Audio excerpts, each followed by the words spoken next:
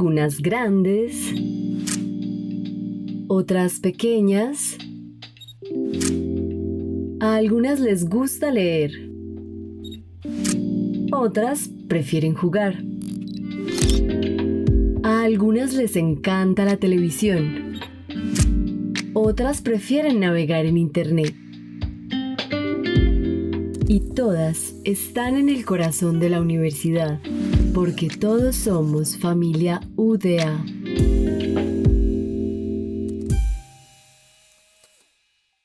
Nuestro encuentro de hoy tiene por nombre, voy a ponerlo aquí en pantalla para que puedan ver también, conectar, inspirar y transformar el poder de la educación.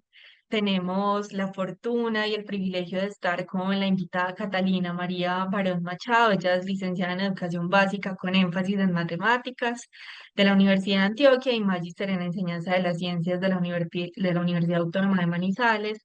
Actualmente se desempeña como tutora del PTA, de la Institución Educativa Consejo de Medellín. Cada uno de nuestros encuentros está acompañado por personas que de manera voluntaria y desinteresada comparten sus conocimientos con nosotros, facilitando procesos de apropiación social del conocimiento. Entonces, bueno, sin más preámbulos, profe Catalina, mil gracias por todo el tiempo y la disposición para compartir tus experiencias y conocimientos con nosotros. Ya saben que cualquier pregunta, cualquier intervención que deseen hacer en cualquier momento pueden hacerlo y muy invitados e invitadas a participar activamente de este espacio. Profe Catalina, bienvenida y Muchas gracias, Valentina. bueno, a ti. Bueno, muy buenas tardes para todos. Bienvenidos pues como a este espacio. Agradezco como su presencia en este espacio que quisimos pues como propiciar bajo una convicción de que la educación es un acto transformador. O sea, no es casualidad lo del título de conectar, inspirar y transformar, porque esto significa o sintetiza el verdadero poder que tiene la educación. Entonces, la idea como de este espacio es poder generar un diálogo en torno a eso. Así que bienvenidos y espero pues que este espacio sea muy productivo para todos.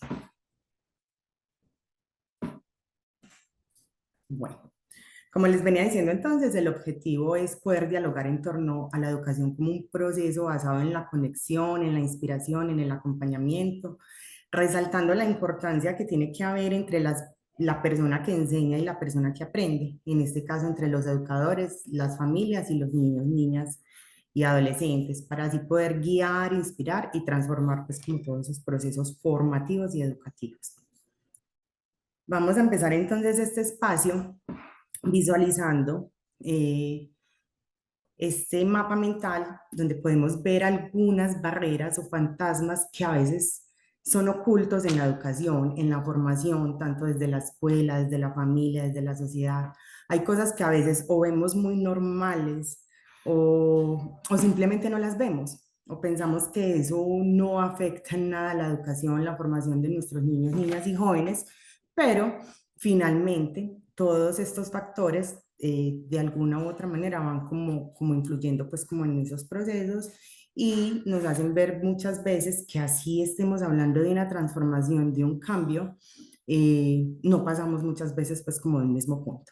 Entonces yo los invito a mirar este mapa, a mirar todos esos aspectos y todos estos fantasmas, como lo llamo yo. ¿Por qué fantasmas? Porque muchas veces no los vemos, porque muchas veces son invisibles para nosotros o porque muchas veces simplemente no les hacemos caso, creemos que no son reales. Entonces los invito en ese momento como a mirar estos fantasmas o estas barreras para que luego entonces conversemos un poquito como en torno a eso. Listo, entonces según lo que vamos mirando ahí, vemos que tenemos un desafío que no corresponde solamente a la escuela, también corresponde a la familia y a la sociedad, ¿cierto? A veces delegamos toda esa función en la escuela, cuando desde los hogares muchas veces tenemos que dar como esos primeros pinitos en cuestión de formación. Y cuando la sociedad y el Estado como tal tiene unas responsabilidades con cada uno de nosotros los ciudadanos y que muchas veces no se están cumpliendo porque se están delegando a otras entidades que precisamente no es a las que les corresponde cumplir con eso. Entonces ahí es donde vemos, por ejemplo, que el estado emocional de los padres, como alguien lo menciona, es uno de esos fantasmas ocultos, porque es que a veces decimos, ah, es que los papás, ah, es que esto, pero por ejemplo, no tenemos en cuenta que tienen unas jornadas laborales largas, pesadas, que muchas veces tienen jornadas estresantes y que aún así deben llegar pues como a su casa a cumplir con su labor de padres, ¿cierto? Que tienen un montón de situaciones que muchas veces quieren obviar o quieren esconder porque no quieren preocupar a sus hijos, por ejemplo. Entonces, este estado emocional de los padres en el que muchas veces nadie está pensando, tiene mucho que ver en esa formación que se está dando desde las familias a los hijos, empezando porque ahora tenemos familias que no funcionan. Y si la familia y ese eje no funciona, de ahí en adelante nada va a funcionar. Entonces es muy importante pues como cuestionarnos en ese sentido qué, qué está pasando con el estado emocional de la sociedad en general y cómo eso se ve reflejado en la formación, en la crianza y en la educación de los niños, niñas y adolescentes actualmente. Tenemos también, veo por acá, poco pensamiento crítico porque estamos hablando, y últimamente en educación venimos hablando mucho de eso, del desarrollo del pensamiento crítico, pero cómo lo estamos potenciando, qué estamos haciendo para eso. Aún pese a que venimos hablando de esa transformación y que estamos hablando de ese eje y de esto tan importante, hemos mejorado, hemos avanzado, o seguimos igual, o estamos en un retroceso. Entonces es mirar cómo desarrollamos ese pensamiento crítico en los niños, cómo los llevamos a que se cuestionen, a que piensen, a que reflexionen, a que saquen también sus propias conclusiones, pero basadas en la realidad, no, no en imaginarios y solamente en lo que siento, en lo que pienso, en lo que me dijeron, sino en lo que es real. El mal uso de la tecnología, porque tristemente eh, a la mayoría de nuestros niños los está educando un televisor, un computador, un celular. Esa es su compañía. Y no es como el hecho de juzgar, porque como papás tenemos que cumplir con una cantidad de responsabilidades precisamente para que a ellos no les falte nada. Pero nuestros niños se están criando es con la tecnología y con el uso indiscriminado de toda la información que ellos encuentran ahí. Y eso ha sido un factor que no ha favorecido la formación integral y en cosas pues como favorables para nuestra juventud y para nuestra niñez. Y veo aquí en nada está bien ni mal, que es algo, un punto que me parece súper importante, porque si bien hablamos mucho de la emoción, de lo importante que es lo que el otro siente, de lo importante que es tener en cuenta el punto de vista del otro, no podemos tampoco caer en ese punto y en ese leseferismo de decir que nada está bien ni mal, que simplemente si a usted le dio la gana de tirarse por un barranco, se tira porque es decisión suya.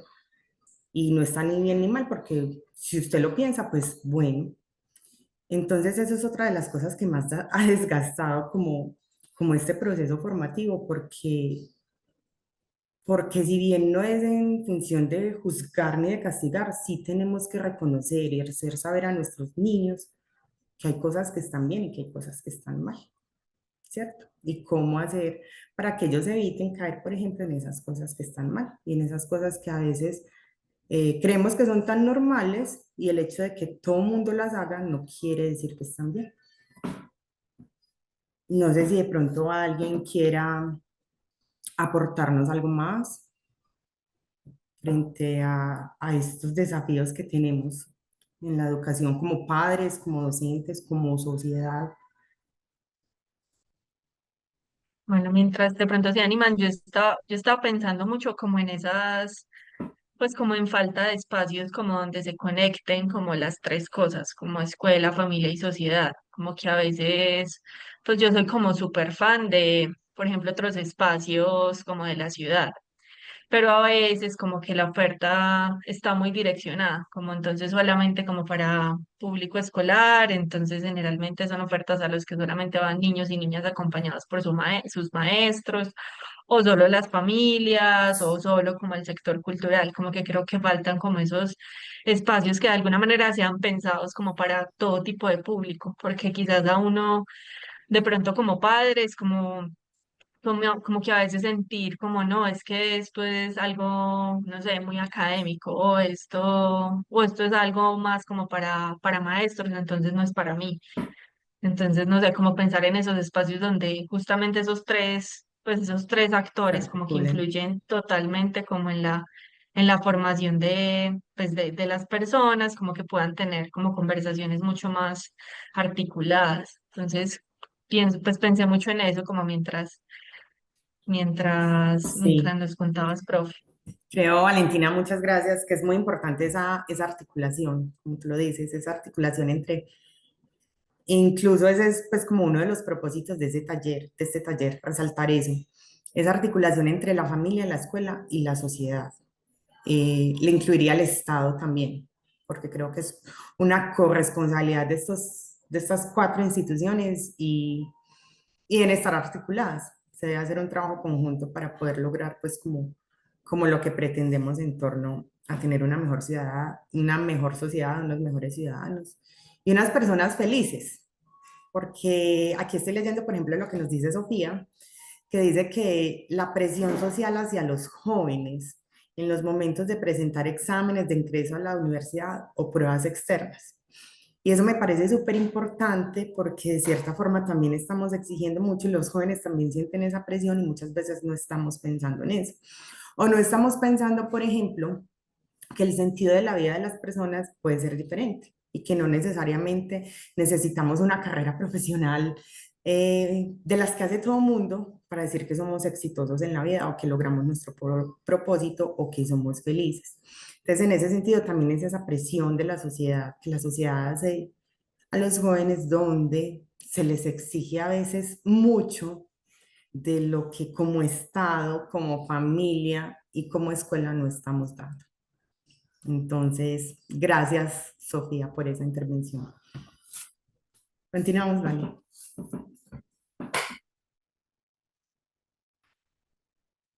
Bueno, entonces, alguien también me mencionó ahorita que además de mirar ciertas cosas como amenazas o como debilidades, es súper importante mirar también cuáles de esas debilidades y cuáles de esas amenazas las podemos convertir en oportunidades, ¿cierto? Entonces, por ejemplo, en las debilidades hablamos, si vamos a la escuela, decimos que predomina la memorización sobre la comprensión. Entonces no nos interesa sino que el estudiante memorice, repita como un lorito, pero realmente nos interesa si está comprendiendo. O nos damos cuenta si sí está comprendiendo el hecho de que él repita lo que yo le estoy diciendo o de que me recite la lección de la forma que es garantía de que él está comprendiendo lo que me está diciendo o lo que yo le estoy enseñando, ¿cierto?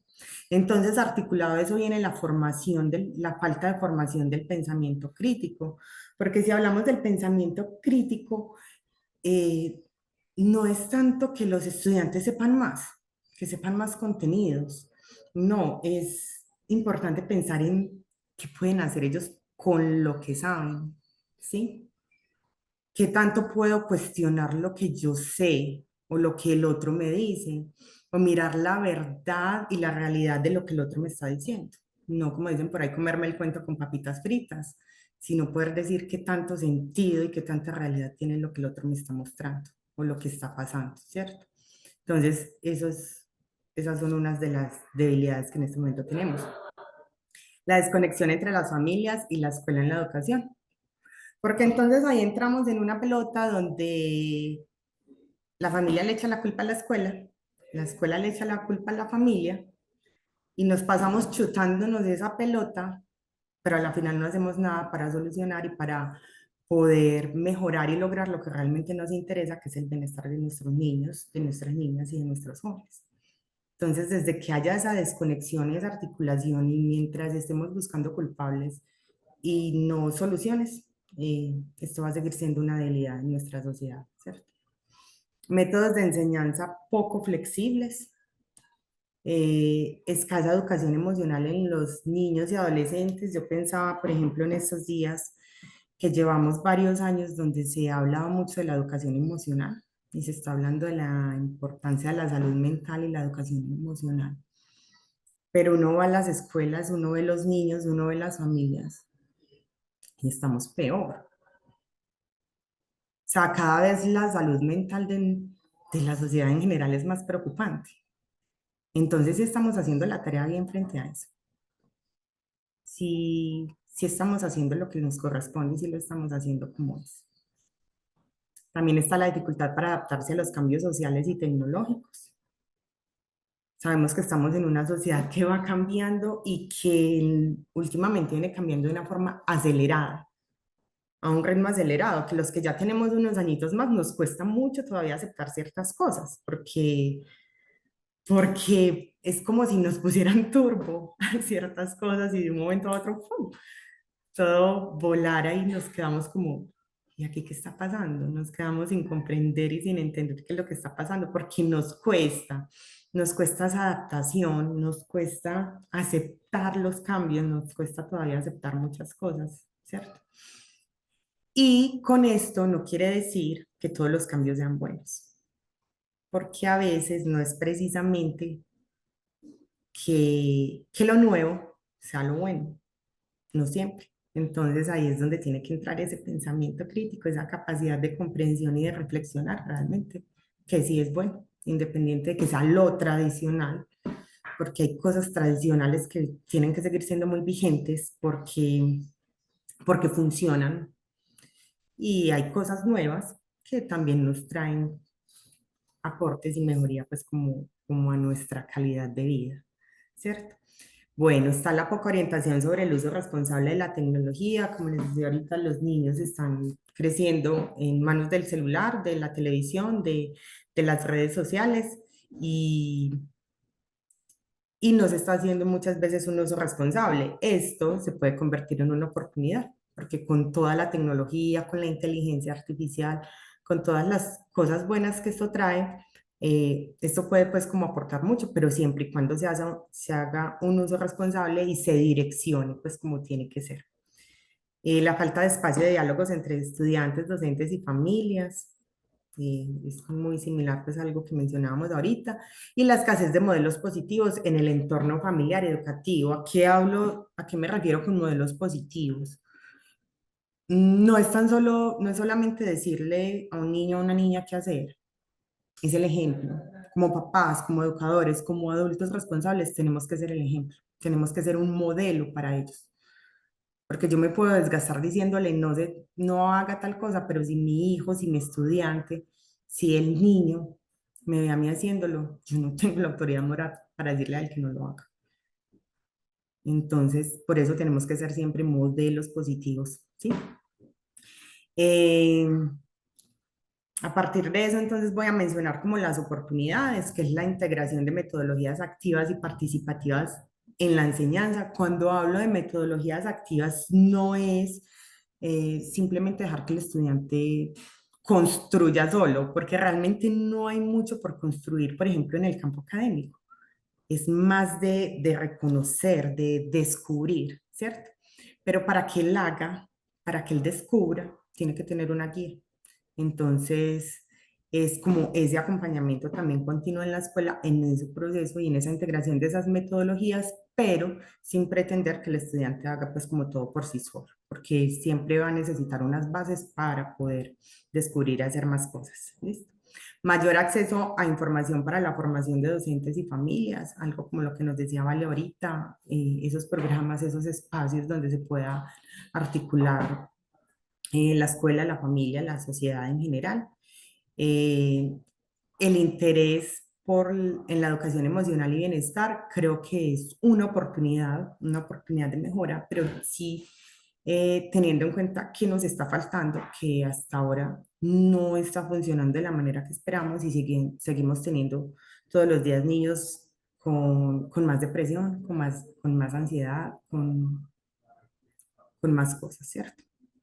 Es la promoción de valores y el pensamiento crítico. Es muy importante, no solamente crear ciudadanos, no solamente crear o formar personas exitosas, sino formar personas virtuosas, llenas de valores, o sea, que lo que hagan lo hagan por convicción, porque le nace, porque le siente, porque eso es lo que he visto y porque eso es lo que me han enseñado.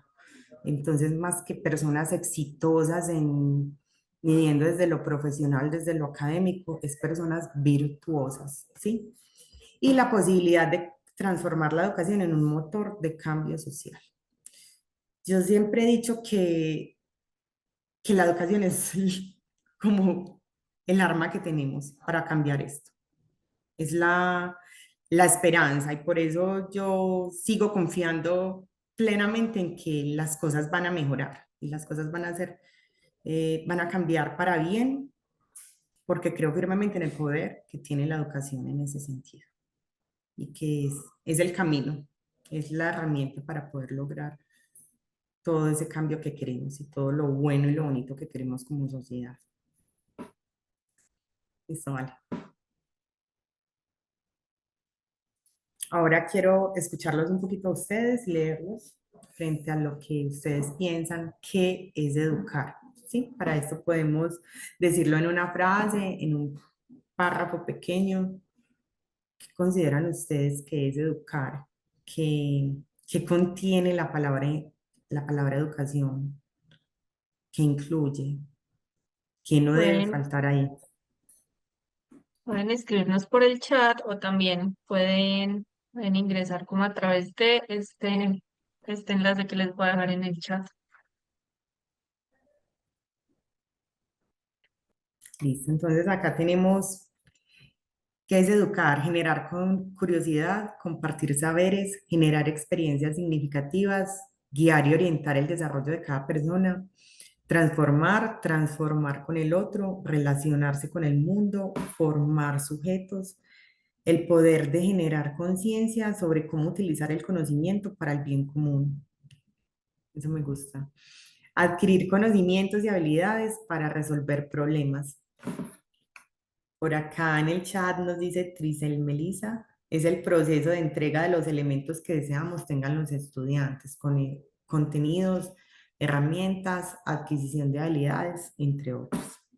Listo, muchas gracias a todos por su valiosa participación. Yo a todo eso que es verdad, que es real, le agregaría que, o sea, esta pregunta es como el corazón de este taller.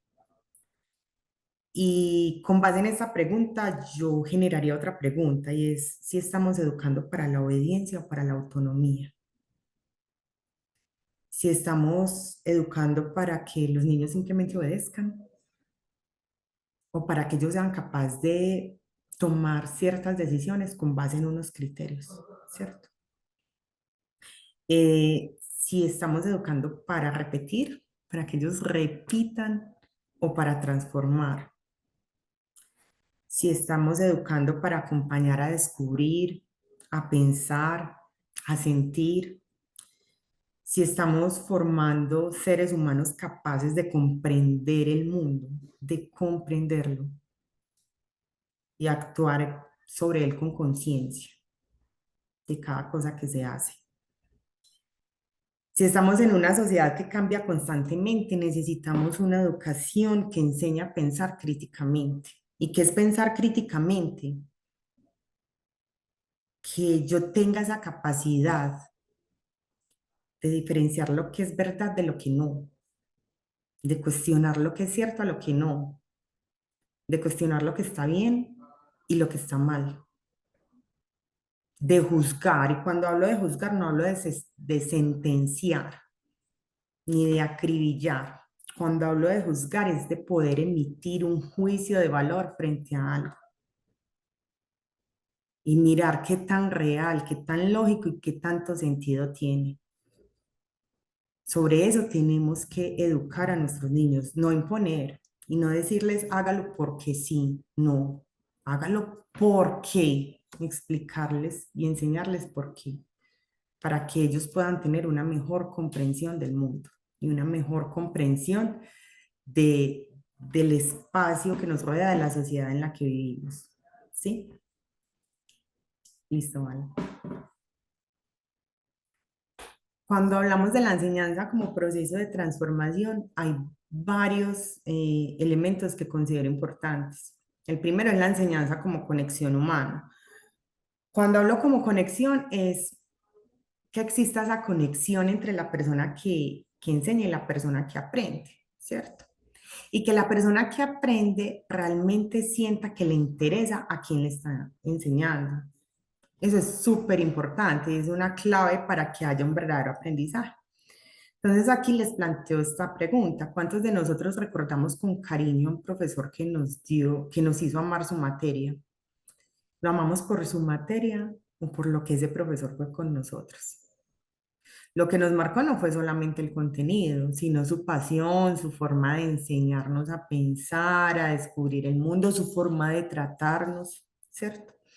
Entonces, por eso el primer elemento para que haya un verdadero aprendizaje es que haya una conexión entre quien enseña y quien aprende, que haya un vínculo y que realmente haya un interés, porque no hay forma más genuina de que el otro aprenda que realmente sienta que le importa a quien le está enseñando, ¿sí?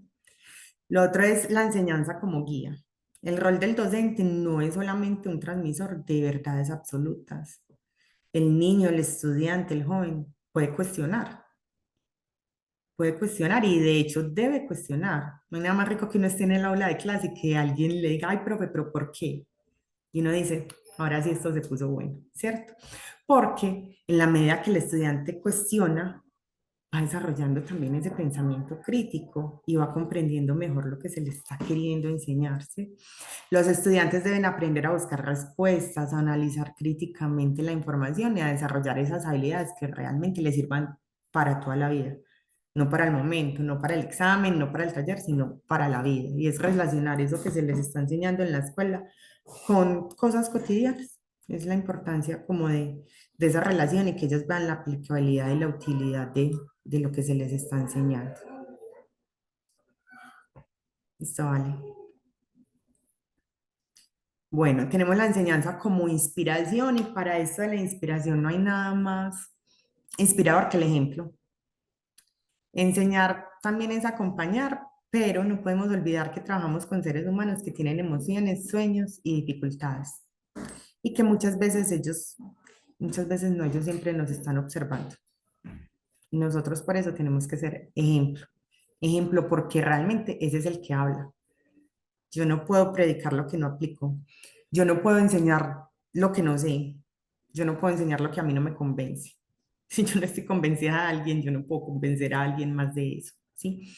Entonces ahí es donde está esa importancia de esa enseñanza como inspiración, que yo tengo que ser el primer convencido, el primer inspirado y el primer apropiado a través de mis acciones de lo que pretendo enseñarle a otro. Y por último, es la enseñanza como un proceso activo. Debemos fomentar metodologías que pongan al estudiante en el centro del aprendizaje. Aquí se habla de aprendizajes basados en proyectos, de gamificación, de debates, de experimentación, pero siempre sobre unas bases. No es dejar que el niño haga solo. El maestro, el adulto, el padre de familia siempre tiene que estar ahí acompañando, guiando, corrigiendo, porque cuando hay que corregir, se debe corregir. Entonces decir, ay, sí, está bien, ay, sí, como tú digas, no. Cuando se tiene que corregir, se tiene que corregir con todo el amor del mundo, pero se tiene que hacer, ¿cierto? Entonces es dejar que el niño descubra, pero siempre bajo esa guía del adulto, porque es nuestra responsabilidad como adultos.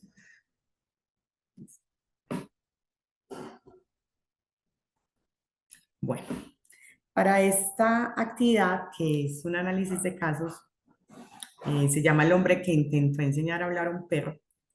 Yo les voy a contar una historia cortica y quiero que a partir de eso pues hagamos como una reflexión, ¿cierto? Resulta que había un hombre que dejó de ir una vez al trabajo por una semana. Lo llaman del trabajo y le dicen, hey hombre, pero es que, ¿por qué no has venido? Ah, no, es que le estoy enseñando a hablar al perro. ¿Cómo así que le está enseñando a hablar al perro? Se está enloqueciendo. Sí, le estoy enseñando a hablar al perro. Y no solamente español, le estoy enseñando a hablar inglés, mandarín, alemán, francés. Ah, oigan, a este enloqueció. Ah, sí que entonces les dice el hombre, si quiere les llevo el perro. Pues sí, claro, traiga al perro a ver pues qué es lo que usted le está enseñando. Claro, el hombre lleva al perro Empiezan allá en el trabajo a preguntarle a, evidentemente el perro no habló. Le dicen, pero usted no está diciendo pues que usted lleva una semana enseñándole a hablar a un perro y enseñándole a hablar distintos idiomas. A lo que el hombre responde que sí, yo llevo una semana enseñándole, pero yo nunca dije que le estuviera aprendiendo. Entonces, frente a eso, yo quiero que pensemos cuántas veces nosotros le hemos enseñado a hablar al perro. ¿Cuántas veces nosotros pensamos que porque le estamos enseñando ya es garantía de que el otro aprenda? O que mi función es de enseñar. Ya si el otro aprendió o no, no es mi problema. ¿Cuántas veces hemos sido ese hombre? Yo quisiera escucharlos un poquito frente a estas preguntas que tenemos planteadas acá, de qué errores cometió el hombre en su enfoque de enseñanza, en qué ocasiones hemos creído haberle enseñado a hablar al perro, cómo se relaciona esta historia con la educación actual, cómo se relaciona con la educación brindada en el hogar y qué estrategias efectivas deberían usarse en vez de forzar la enseñanza. Yo quisiera escucharlos a través del micrófono, a través del chat, con alguna de esas preguntas, cualquiera, la que quieran responder, la que quieran compartir, a partir como de esta historia. Sí, señora, buenas tardes. Muchísimas gracias por el espacio. Y yo pienso que es que esto va, la educación va como en una línea completamente contraria muchísimas veces a los intereses realmente de los estudiantes. Entonces, nosotros tratamos de enseñar suma, resta, multiplicación y división, obviamente que es básico y fundamental en la vida de cualquier ser humano, pero muchas veces no es la forma la que nos llega a los estudiantes, es la manera, es como vendemos esa idea de que la matemáticas es necesaria, por ejemplo, de que leer es fundamental, de que comprender un texto es fundamental. Entonces, los chicos y en esta generación van por un lado y nosotros vamos por el otro, con la mejor intención, porque tenemos la mejor intención, pero pienso que ahí es que buscar, me perdonan la expresión, la comba al palo. Tenemos que buscar un poquito qué es lo que realmente les interesa y cómo llegar a ellos, porque nosotros podemos creer estar enseñando cosas maravillosas y con toda seguridad que así es, pero realmente ellos están recibiendo esa información de la mejor manera. Estamos conectados con ellos desde sus intereses como para captar la atención y el interés realmente del estudiante. Yo sé que no es fácil. Yo también soy maestra de aula y sé lo que es tener 35 niños y 20 niños diagnosticados, pero es ahí el reto, siento yo, que cada día se vuelve más difícil y es encontrar esa esa manera que se vuelve en algo mágico de tocar esas vidas desde sus intereses y no solamente los intereses de la escuela. Hace poco hablábamos en una reunión, hace 2 días, precisamente de eso. La psicóloga nos planteaba y nos decía, bueno, es que necesariamente graduar un estudiante no es lo fundamental.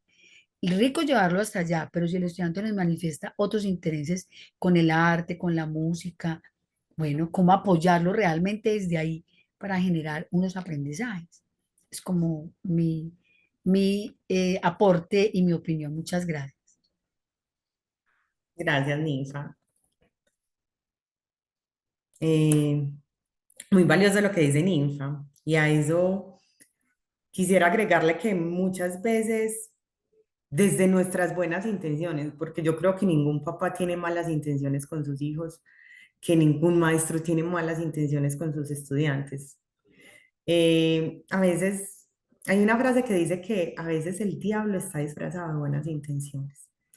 Y a veces es con la mejor intención del mundo, pero cometemos un montón de errores tan sencillos que se vuelven graves, de ser como tan recurrentes, ¿cierto?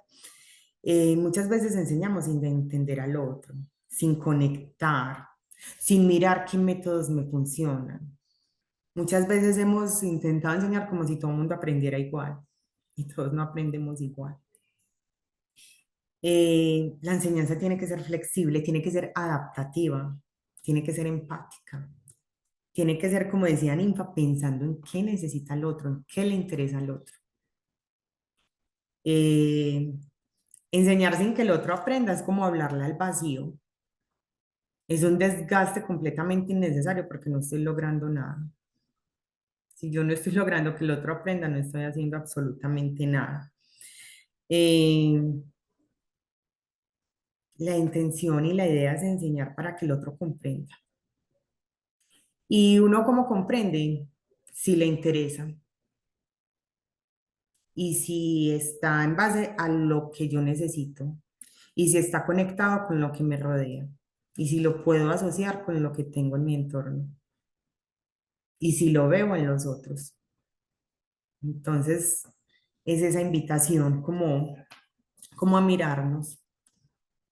Si estamos enseñándole a hablar al perro o si realmente nos está interesando que el otro aprenda. Es como es y con eso concluimos entonces este caso, esta situación, para que nos enfoquemos entonces en qué es educar desde la comprensión y para la comprensión. Para eso tenemos que tener en cuenta varios elementos. Primero, que enseñar no es imponer. Así yo le diga al otro, A más B al cuadrado es igual a A al cuadrado más B, más 2AB más B al cuadrado. Y él me lo repita. Si él no está entendiendo, si él simplemente repite, pero no ve eso en qué aplica, no ve eso para qué sirve, no ve eso cómo se relaciona. Entonces yo simplemente le estoy imponiendo un concepto, no le estoy llegando, no le estoy llevando a él a que descubra para qué sirve y cómo se conecta con su realidad. Conectado a eso está el fracaso de los métodos inflexibles. Pues cuando yo digo, supongamos lo pongo desde el hogar, es que yo soy así. Y aquí se hace lo que yo digo porque yo digo. No. Al niño hay que decirle, por ejemplo, por qué no puede salir cuando está lloviendo, sin una sombrilla, sin abrigarse, porque se va a mojar y se va a enfermar. Yo no le puedo decir, no sale porque yo digo y punto. No. Si yo quiero educar a niños, a jóvenes para la comprensión, yo tengo que explicarle las cosas, las decisiones, las razones para que él las comprenda. Y no estoy diciendo necesariamente que la norma sea negociable, porque no lo es, sino que sí tiene que ser justificable. Sí tengo que hacer que el otro entienda por qué. Y en la medida en que él entiende por qué, va a aprender, va a entender y probablemente va a actuar.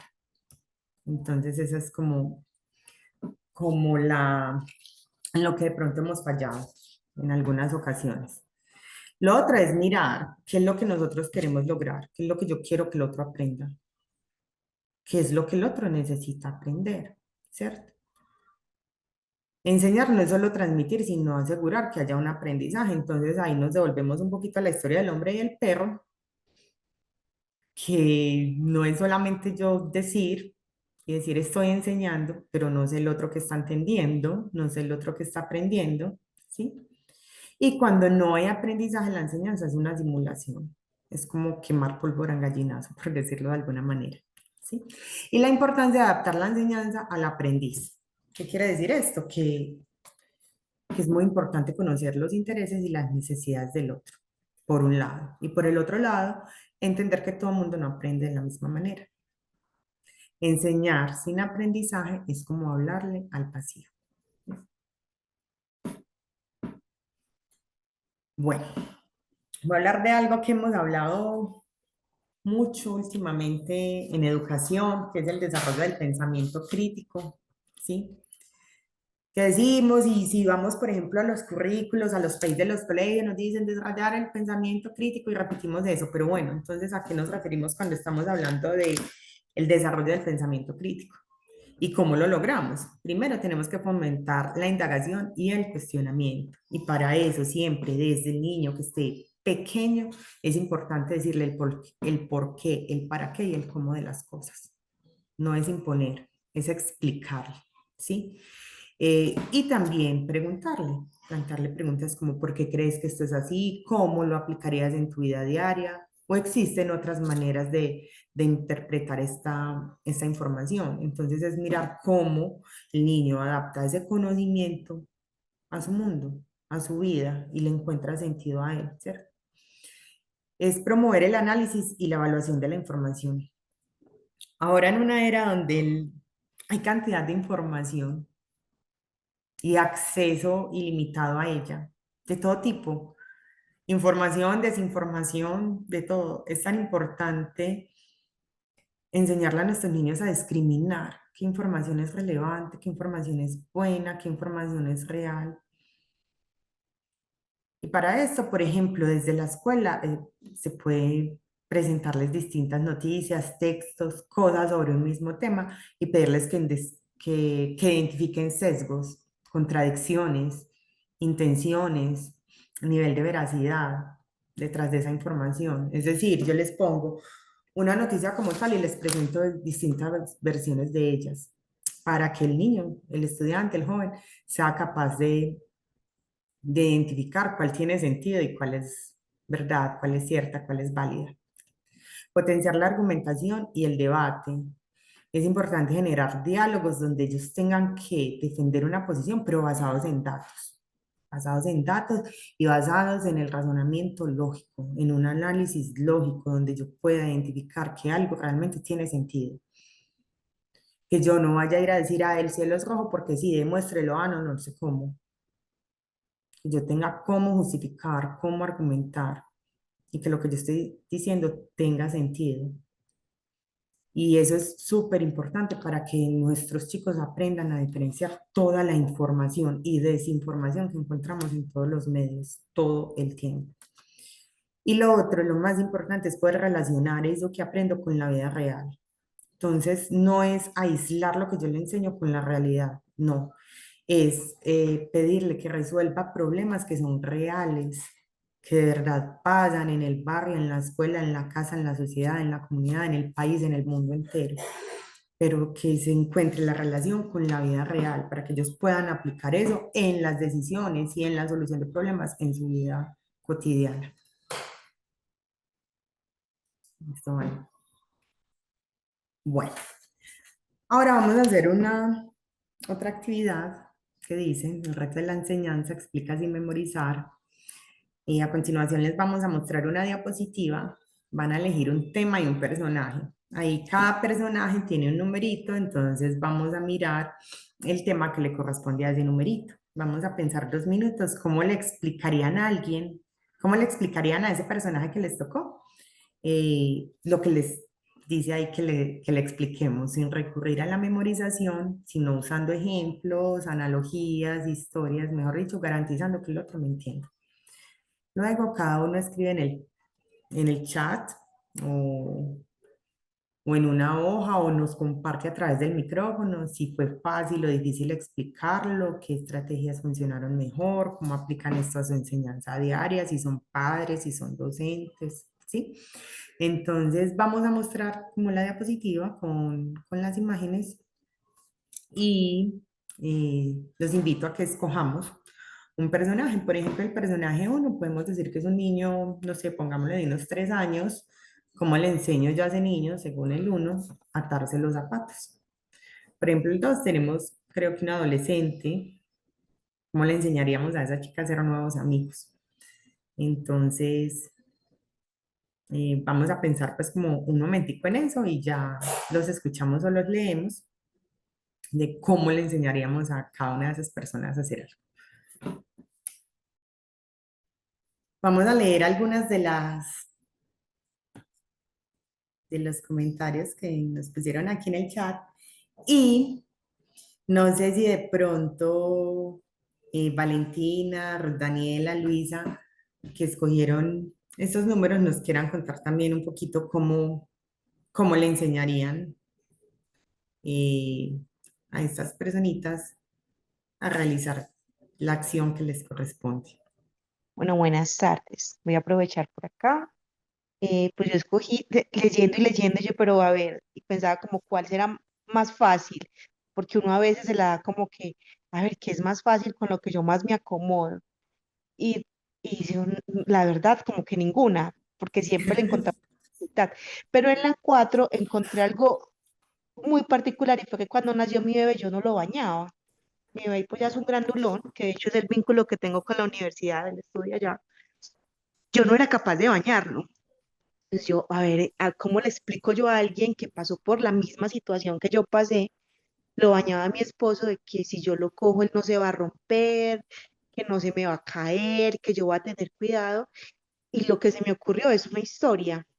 Entonces, explicarle con una historia, pero no es solamente echarle el cuento, sino con ilustraciones, con un muñeco, entonces, eh, hacer muy vívida esa experiencia, que no la vamos a hacer con un bebé real, posiblemente me daría mucho susto igual, pero sí con el muñeco. Entonces, mira, entonces, hace mucho tiempo, entonces creo que me pareció como genial y me devolví. Yo de pronto sí, aunque me lo explicaban con el niño, pero a mí me daba mucho susto explicarle cómo bañar a su bebé con una historia, pero que durante esa historia ella pueda hacerlo de una manera vivencial, de tomar el muñeco, de moverlo, de entonces, ¿qué se te ocurre que sigue acá? Y ella pueda construir también esa historia allí, dándole unas bases primero. Muchas gracias, Luisa. Entonces, mira que volvemos a lo mismo, algo muy vivencial, algo muy experimental, algo muy aplicable, ¿cierto? A la realidad. No es como decir, ay, le voy a dar una hoja y aprendas el paso a paso de cómo bañar un bebé. No, yo le muestro a través de video, a través de imagen, a través de la acción, cómo hacerlo. Muchas gracias, Luisa. No sé si alguien más nos quiera compartir cómo lo haría. Pues yo escogí el número 6 de cómo enseñarle a alguien a ofrecer su producto por internet, porque ajá, pienso que es algo que es lo que más me acomodaba. Yo diría que primero le diría que contara su historia, mostrarle que vender es conectar, que cuente por qué hace lo que hace. O sea, que lo que él hace es único, elegir una plataforma sencilla para vender, o algunas plataformas que de venta en línea que encontramos hoy en día. Mostrar bien su producto con fotos claras, que transmitan cercanía y confianza a las personas que le interesa ese producto que esa persona vende. Hablar como habla él o ella, o sea, no forzarle el lenguaje de empresa, que use sus palabras, eso genera autenticidad a la manera que al momento de vender, que aprenda de otras personas, de grupos, tutoriales, o sea, que vea videos, que se guíe, no tener miedo a equivocarse porque el error también enseña. Lo importante es empezar. Enseñar a vender por internet es ayudar a conectar primero, que como que es que que él tenga confianza, o sea, lo que va a hacer para una persona que venda por internet debe estar confiado en que puede ganar y que puede perder, pero lo importante es nunca rendirse, Ajá. ya que vender de internet es gritar más fuerte, es susurrarle al oído correcto, a la persona correcta, al que realmente está interesado. No necesitas miles, solo a quien escucha con el corazón lo que hagamos con las manos. Muchas gracias, Ruth. Ruth, una preguntita. ¿Tú has vendido alguna vez productos por internet? Pues digamos que ¿O de venderlos como alguna tal, no, manera pero promocionarlos sí. promocionarlos? Bueno, Sí, entonces, usando las redes sociales. ok, muchas gracias. Ahí conectamos dos cosas entre lo que nos decía ahorita Luisa y lo que nos dice Ruth. Es también la experiencia. Es también yo saber hacerlo, ¿cierto? Para poderle enseñar a otro necesito saberlo yo. Y que sea completamente vivencial, experimental y aplicable a lo que es la Hola, vida en yo sí. ahí, Hola, Andrea. sí, yo ahí sí Dime. difiero un poco porque pues, o sea, yo para poder enseñar tengo que ser una experta en eso. Pues yo pienso que incluso o sea, nuestra cotidianidad nos muestra que no. ¿Cierto? Entonces, no sé, o yo no entiendo qué es lo que quieres decir como con Bueno, eso, porque entonces yo me lo cuéntame. traslado a mi Sí. cotidianidad y yo digo, bueno, Ujú. a ver, por ejemplo, lo que ella acaba de decir, que uno tiene que vivirlo, pues entonces un ginecólogo, entonces, ¿por qué te dedicas a la ginecología si tú ni siquiera sabes qué se siente ser mujer, por ejemplo? O Ah, sea, sería como entrar con esas que no son controversias, sino que sería una cosa muy incoherente con lo que tú estás diciendo, porque no hay cosas que no se necesita, por ejemplo, ser mujer para poder ser especialista, un médico especialista en ginecología. Claro, Andrea, sí, yo te entiendo. Y ahí quiero hacer como una claridad. No estoy diciendo que tenga que ser, tengo que saber de. Es decir, por ejemplo, en el caso que tú me pones del ginecólogo, que trabaja específicamente con mujeres, ¿cierto? El ginecólogo no tiene que ser mujer, pero sí tiene que saber de esa parte biológica, anatómica y todo esto de la mujer, ¿cierto? Para poder tratar y manejar ciertas afecciones, ciertas situaciones que se presentan, pues como en ese caso. Entonces no es tanto ser, sino Perdón, entonces, por ejemplo, conocer. exacto, pero por ejemplo, A ver. el conocimiento es un asunto también como muy subjetivo, porque entonces Ujú, hay muchas, pues yo soy profesional del área psicosocial y soy sí, mamá también, pero ajá, entonces es muy curioso, por ejemplo, y las he escuchado, he tenido pacientes así y he tenido familias así, no, pero es que, ¿y usted tiene hijos? No, ¿y usted qué hace enseñándome cómo educar mis hijos? Entonces, ujú, no, sí, yo te ella se entiendo ese preparó, punto. ella se preparó para eso, pero no es mamá. O sea, yo pienso que en el conocimiento también está el tema intuitivo, ¿cierto? Si bien el tema, pues, porque tú ahorita preguntabas, iniciaste el tema de la charla diciendo que qué es aprender, pues yo de una vez tengo que conectar como con con los cuatro desarrollos que Las debería tener todo dimensiones. el ser humano, ¿cierto? Ujú, sí, claro que sí. las cuatro dimensiones que abordamos como los seres humanos, el saber Ujú, pensar, el saber hacer, el saber ser y el saber ser, ajá. ser. Entonces, saber, hacer, pensar, ¿cierto? Entonces ay, pucha, pero Ujú, entonces el conocimiento está en todas esas cosas y no solo en el ujú, saber. Entonces, por eso digo que me hace muy subjetivo lo que estás diciendo, porque yo lo rebatiría, pues, ¿cierto? Como ujú, profesional del área psicosocial, precisamente, pues en mi rol. Yo diría, claro. y yo no, pues, porque hay personas que se vuelven, o sea, por ejemplo, hay conocimiento que ha sido digamos, transmitido de manera generacional. Y eso lo podemos ver, por ejemplo, con nuestras comunidades indígenas. Entonces, Ujú, ellos tienen taitas, tienen los abuelos, tienen eso. Entonces, el que va, el citadino que va y tiene su experiencia con el yaje, entonces sabe el yaje. No, él no sabe. Pues ya él él tiene la sabe. experiencia y eso le da antes el conocimiento. No, pero él sabe que se sintió tomar el yagé, porque tiene conocimiento, qué tipo de conocimiento tiene. Entonces, por eso yo como en el tema de aprender y el conocimiento, yo Ujú, pienso que el tema de relacionarnos nosotros con el conocimiento, incluso siendo adultos, yo tengo 38 años y yo todos los días estoy aprendiendo cosas nuevas. sí, Todos los claro días que estoy sí. aprendiendo cosas nuevas. De Y eso yo se podría decir trata. y yo podría decir que los viejos no aprenden ya nada, no, los viejos aprendemos todo el tiempo, ¿cierto? Entonces ese tema de la plasticidad neuronal, ¿cierto? También Ujú, juega un tema muy importante que obviamente es un poco más fácil para un niño, porque el trabajo de un niño es aprender, ese es su trabajo. ujú, De las ujú, 24 horas del día, más del tercio lo dedica a eso, a aprender a hablar, aprender a mover, que su motricidad, que una cosa que identificar, ¿cierto? Nosotros sí. no, los seres humanos nos dedicamos más a hacer que a aprender. Entonces, si nosotros, los adultos, pues, los adultos nos dedicamos más a hacer que a aprender. Entonces, digamos Ujú, que por eso no nos tenemos, digo yo, que tenemos tantas dificultades para comprender ese tema, ese concepto del conocimiento, ¿cierto? Del saber.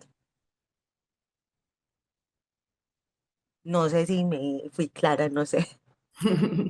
bueno, Andrea, no. Hay varias cositas y yo creo que no es que se difiera. Eh, Hay varias cosas que yo he dicho a través de la charla que son importantes para el conocimiento, para el aprendizaje, perdón, y para la enseñanza. Primero es que el otro aprenda, ¿cierto? Cuando yo quiero enseñar algo, no es solamente enseñarlo por enseñarlo, sino garantizar que el otro aprenda. Primero. Y segundo, esas dimensiones que tú mencionas, de cierta forma las hemos trabajado y las hemos hablado durante esta charla porque estamos hablando de la importancia de la conexión con el otro, de lo que le interesa a la persona como tal, ¿cierto? De las necesidades de la persona, pero también del conocer, del saber. Entonces yo creo que ahí estamos incluyendo todas esas dimensiones que son igual, de importantes para el aprendizaje y se completan entre ellas para el aprendizaje. Eso sí, yo en lo que sí me sostengo es que yo para enseñarle algo al otro, para yo enseñarle algo al otro, yo lo tengo que saber. Es que yo no puedo enseñar lo que yo no conozco. Y para yo decir lo que yo no conozco no quiere decir que, por ejemplo, como yo no soy mamá, yo no puedo decirle a una mamá cómo hacer determinadas cosas con su hijo, ¿cierto? Porque si bien yo puedo decir no soy mamá, sí he estudiado sobre eso, sí he tratado toda mi vida con niños, ¿cierto? Y todas esas cosas, aunque bien yo no lo soy, lo sé, porque lo he hecho y lo he aplicado y lo conozco y lo he visto a través de mi experiencia, a través de la experiencia del otro, a través de lo que vivo todos los días, ¿cierto? Entonces, si bien son las dimensiones del ser, a veces el conocer, el saber, el tener cierta autoridad para decir las cosas y para enseñarle al otro, no es tanto que yo lo sea, sino que yo lo conozca, que yo se lo pueda evidenciar al otro, que yo le pueda decir, sí, mira, esto funciona, o sí, mira, esto es, o sí, mira, cuestionémoslo, miremosle el sentido lógico, miremosle si tiene sentido, si tiene razón de ser, si lo necesitas, si te gusta, si te agrada, si te sirve, ¿cierto? Entonces es como en ese sentido, ya por aquí creo que se nos está como agotando el tiempo, ¿vale? Terminemos. Para terminar, entonces, la enseñanza para la comprensión es más que imponer, es construir un significado, es como en torno a eso mirar que lo que el otro vive, que el otro aprende, que con lo que pasa con el otro, de realmente tenga significado para él. Y en la medida en que tiene significado para el otro, eso que está aprendiendo, que está viendo, que yo le estoy enseñando, facilita la comprensión de eso, porque cuando yo entiendo el significado de las cosas, cuando yo le veo el sentido de las cosas, lo puedo comprender. ¿Qué es el problema? Y yo pongo este árbol donde pongo en las raíces la causa del problema y es que muchas veces imponemos conocimientos, normas, valores sin permitir que el otro, aquí hablo pues de niños, niñas y adolescentes, pero en sí del otro, analicen o comprendan su propósito, ¿cierto?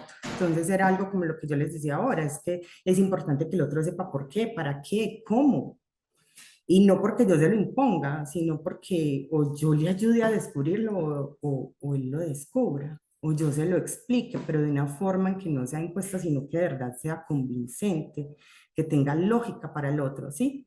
En el tronco tenemos que el problema principal es que a veces crecemos sin el hábito de cuestionar a nosotros, o hablando pues de unas generaciones más viejitas como las mías, donde nos decían que calladitos nos veíamos o calladitas nos veíamos más bonitas, o que simplemente se hace porque yo digo. Eh, el hábito de cuestionar, argumentar o conectar con la realidad, que teníamos que aceptar la información porque era así y punto. No teníamos la opción de aceptarla o rechazarla y en ese sentido nunca hacíamos un análisis de lo que nos decían, ¿sí? ¿Cuál era el efecto de esto? Que las normas se siguen sin comprensión, generando interés, en muchos casos rebeldía. Y yo decía, yo no voy a hacer esto porque usted me dice, o quién es usted para decirme qué tengo que hacer, ¿cierto? Entonces ahí es donde se genera también muchas veces esas acciones, esas reacciones. Y en la escuela la enseñanza frente a eso se vuelve pasiva y poco efectiva, porque estamos como, si nos devolvemos un poquito, enseñándole a hablar al perro, ¿sí? ¿Cuál es la solución? Las familias, yo aquí digo que las familias, pero es un trabajo muy conjunto, es un trabajo muy conjunto entre familia, entre escuela, entre sociedad, entre Estado. Y el Estado con todas las entidades que lo representan como tal, ¿cierto?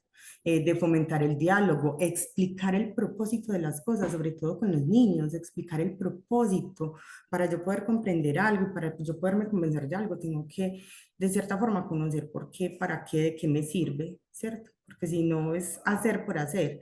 Entonces debemos incentivar también esa curiosidad. El debate es muy importante, es escuchar el punto de vista del otro y poder decidir y tú, con base en eso poder decir que, o sea, a qué nos acogemos, que aceptamos, que está bien, ¿sí? Y un aprendizaje activo, pero un aprendizaje activo guiado, porque debemos acompañar, sobre todo en los más pequeños, siempre debemos acompañar, ellos no pueden estar solitos, ni pueden ir solitos, porque necesitan esa guía y ese acompañamiento para poder aprender. Para formar personas críticas y autónomas es clave dejar atrás, se me pasó la diapositiva, dejar atrás la imposición sin argumentos. Es comprender, transformar el aprendizaje en una herramienta para la vida.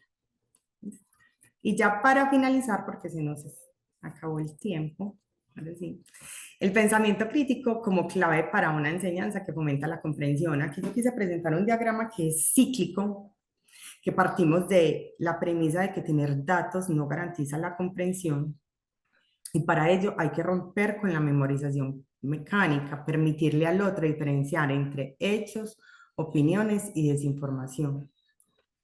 Relacionar el conocimiento con experiencias reales, desarrollar habilidades para adaptarse a nuevos desafíos y generar espacios para el debate, diálogo y la resolución de problemas. Y en el momento en que nosotros podemos generar estos debates, estos espacios, podemos volver a llegar a ese punto donde nos damos cuenta que tener datos no garantiza la comprensión, porque el yo saber o el yo tener cierta información, cierto dato, no quiere decir que yo esté entendiendo cómo funciona, para qué sirve y cómo se aplica pues como en mi vida.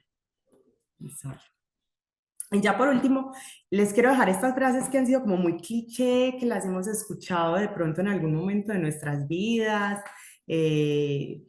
ya para que pensemos en ellas, para que quedemos, pensemos y no solamente como que las aceptemos como ciertas, porque como de pronto nos decía Andrea, a través del tiempo nos han dicho que ciertas cosas son de esa manera, o hemos escuchado ciertas cosas sin realmente de pronto a veces saber. Entonces, no es como aceptarlas como ciertas, sino cuestionarlas, ¿cierto? Mirar qué tan aplicables, en qué situaciones, en qué contextos, ¿cierto? En qué momentos históricos, si eso funciona en algún momento, pero ahora no.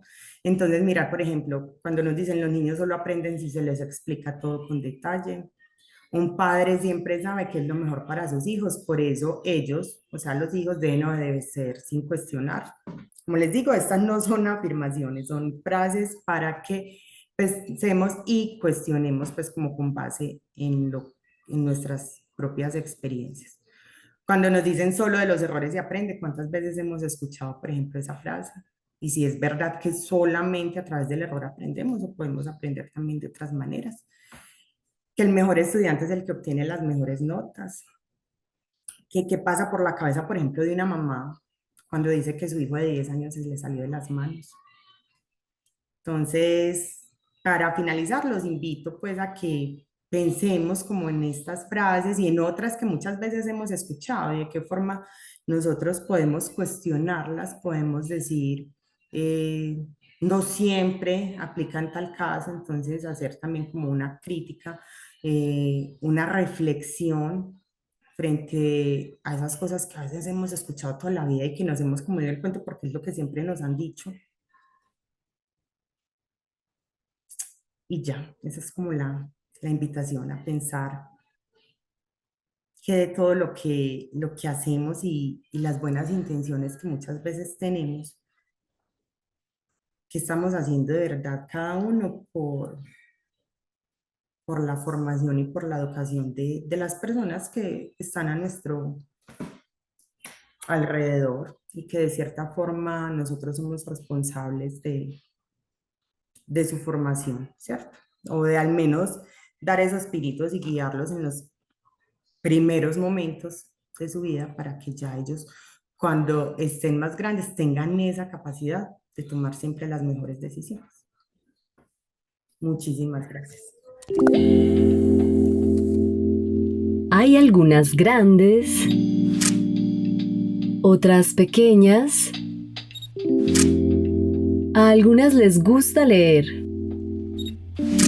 otras prefieren jugar. A algunas les encanta la televisión, otras prefieren navegar en internet. Y todas están en el corazón de la universidad, porque todos somos familia UDA.